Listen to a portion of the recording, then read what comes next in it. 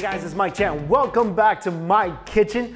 I have to enunciate that because if you say it really quick, Mike Chen, my kitchen, it's yeah, gets a little confusing sometimes. Especially when I use Mikey Chen. I'm Mikey Chen, I'm in my kitchen. See what I mean?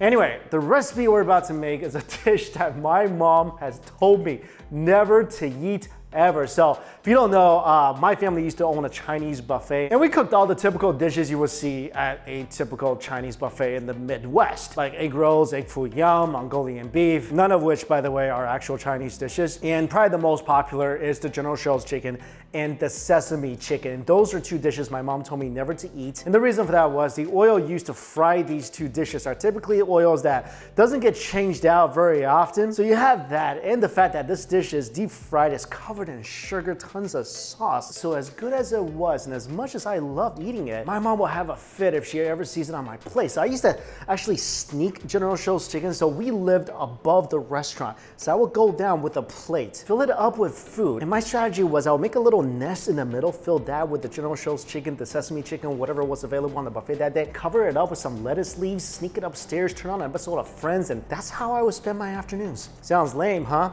Well, it's Quincy, Illinois. What else do you expect me to do? So today I'm gonna teach you how to make this dish that shall not be named in case my mom is watching, so you can cook it anytime you want at home. At least be able to control the oil that this stuff is fried in. And the thing with this dish is it does require quite a bit of ingredients, but if you do have a well-stocked kitchen, you should have most of this stuff. Also, the prep work is the most time-consuming part of this dish. Once the prep is done, dish comes together in about 10 minutes. So here's what you need to make sesame chicken right from your own kitchen. 1 pound of chicken, scallions. I have 1, 2, 3, 4, 5, 6, 7, 8 cloves of garlic. I mean, usually people only use 2 or 3 or none at all, but I personally like to use so much garlic that if Dracula came through the door, he'd steak himself. I got about a dozen or so dried chili peppers here. Now, this recipe, you can either make it spicy, you don't have to.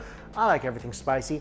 I'm making it spicy. 3 eggs, got some brown sugar, cornstarch, all-purpose flour, sugar, white rice vinegar, Chinese cooking wine, soy sauce, white pepper, vegetable oil. I got canola oil here. You can use whatever oil you want. I got some baking powder, honey, and of course, sesame. It is sesame chicken after all. 2 tablespoons of oyster sauce. Again, this dish, a lot of prep work, comes together pretty fast. And with the prep, I'm making 3 different things. The chicken marinade, the chicken batter, and the sauce that ties everything up at the end. Of course, gonna start with the marinade. Before you do anything, cut your chicken into 1-inch cubes. You don't have to be too precise about this.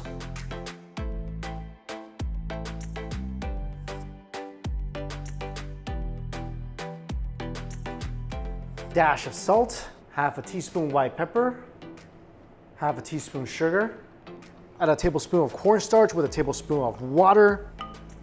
Add in 2 egg whites. The adding of the egg whites is a cooking technique called velveting. What it does is that it's gonna make the chicken much more tender. And then add in your chicken.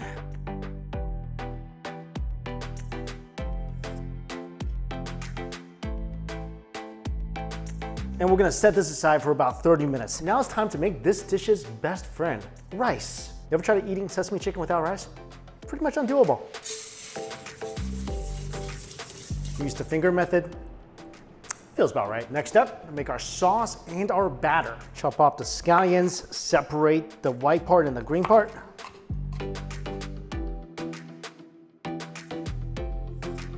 Chop up or mince your garlic.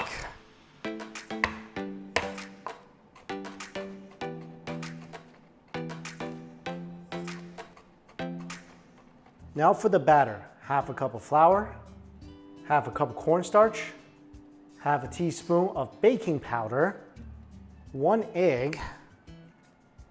Now we're just gonna start adding a little bit of water until this thing has a slushy, droopy consistency.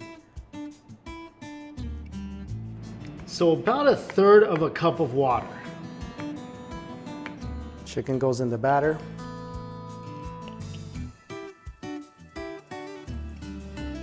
Give it a mix.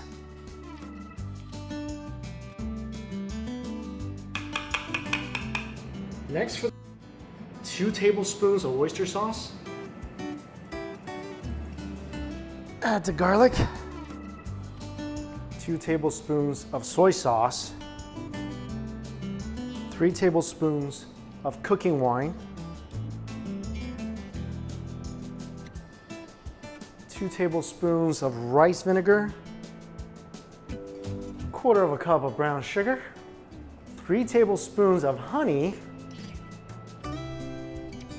1/2 teaspoon white pepper, 2 teaspoons of cornstarch, and 2 tablespoons of roasted sesame seeds, and 1/4 cup of ketchup.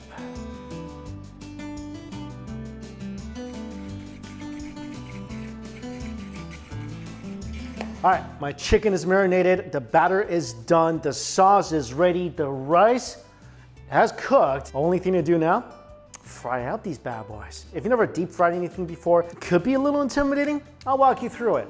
For this part, I have 2 woks. One I'm gonna use for frying, and one I'm gonna use to stir fry the chicken and the sauce together after the frying is done. And the reason I like to use a wok for frying is that things have to go into the oil pretty quickly. So if you wanna be more safe, you can use chopsticks to take the chicken piece by piece and put it into the oil. I'm just gonna grab it. This is what we used to do in the restaurant. That way it's quicker, and the wok is really good because you can slide the meat from the sides. You're not splashing oil onto yourself and getting yourself hurt. So I'm gonna add my oil, about 4 cups, or however much to make sure all the chicken is submerged. Okay, it's the way we do it at the restaurant. You take the chicken and make sure you put it into the oil separately and slide it in from the side of the wok so it doesn't create a splash. And you want to use a big enough wok to fry the chicken, otherwise it's gonna get clumped together really, really easily.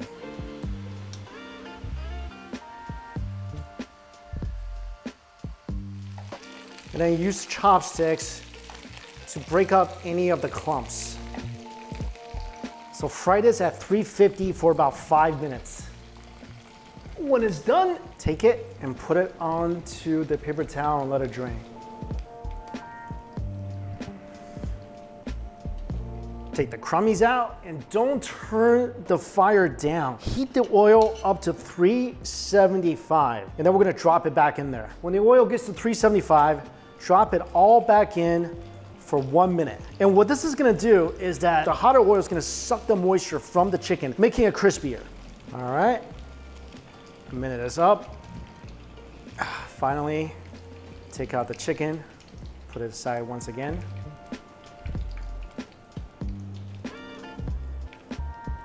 Get a new pan or wok, a little oil, the white parts of the scallions. You don't have to do this, but I like mine spicy. So the dried chili goes in. Cook that for about 30 seconds to a minute. When all the aroma comes out, it's starting to look nice and beautiful, throw in the sauce. And just let that cook for about a minute. So it reduces down a little bit more, gets a little more thick. Wait till you see the bubbles start coming out. And then when it does, toss in the chicken. Cover it with sauce.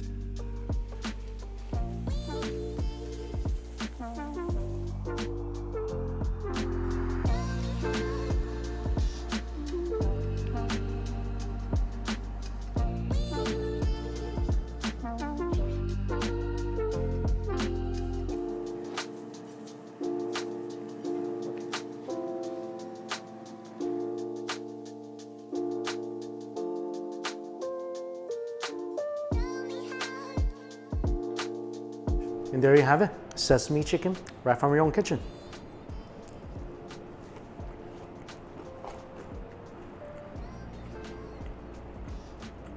As strict as my parents are with me, I think if I made this back in the day, this will be on the buffet.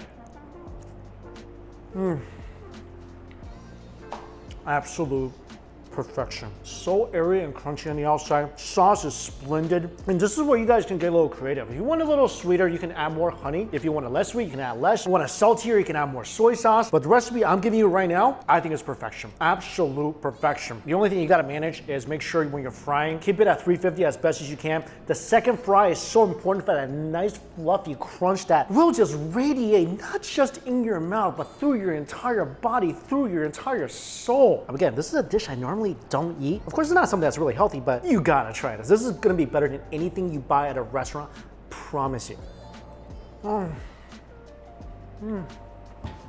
It's like a hello sesame to open up my very soul. You'll never wanna eat this anywhere else but in your own kitchen again after you try this recipe. Trust me. is that good. And if you want to get a little more crazy, eat the chilies too. And as always, guys, all the ingredients used is listed down below for you. Thank you all so much for watching. Until we cook again, see you later.